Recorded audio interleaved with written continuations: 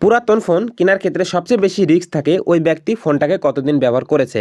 সে বলে আমি 1 বছর আগে কিনেছি, কিন্তু ব্যবহার করেছি মাত্র 1 থেকে 2 মাস। কথাটা কতটুকু সত্য? সে কি সত্যি বলছে, নাকি তার কথার মধ্যে কোনো ভেজাল আছে? তো এটাকে কীভাবে চিনবেন, বা নিজে কীভাবে ফোনের বয়সটা, আসল বয়স কীভাবে চেক করবেন, আসলে ফোনটা কখন মার্কেটে এসেছে? তো এটা করার জন্য আপনি কি করবেন, ওই ফোনের যে বক্স ছিল ওই বক্সে দেখবেন IMEI লিখে 2টা নাম্বার আছে, নাম্বার 1 এবং নাম্বার 2। অসুবিধা নাই, সে যদি আপনাকে বক্স কন্টেন্ট না দেখাতে চায়, আপনি আপনার বন্ধুর ফোন থেকে এটাকে অনলাইনে চেক করতে পারবেন।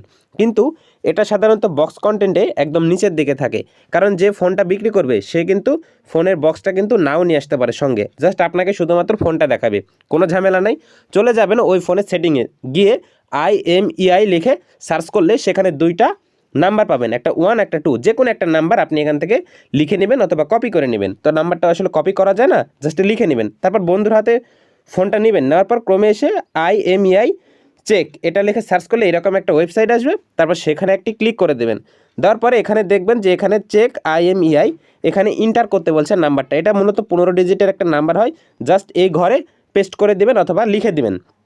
দেওয়ার সাথে সাথে দেখতে পাচ্ছেন আমি একটা ফোনের IMEI নাম্বারটা দেওয়ার সাথে সাথে এখানে ডিভাইস টাইপটা দেখাচ্ছে স্মার্টফোন, এবং এটা রিলিজ হয়েছে 2024 সালে, এবং এটা অ্যান্ড্রয়েড 13-এ কিন্তু রান করছে অপারেটিং সিস্টেম, এবং কি কালার এবং কয়টা সিম এখানে ঢোকানো যাবে, এবং এই ফোনটার A to Z এখানে কিন্তু ইনফরমেশান চলে এসেছে।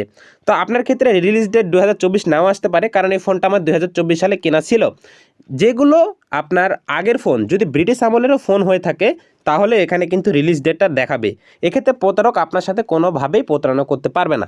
যারা এরকম ফাঁদ পাতে তাদের ক্ষেত্রে আপনাকে একটু সচল অর্থাৎ বুদ্ধিমত্তা বের করে কিন্তু আপনার সাথে চলতে হবে।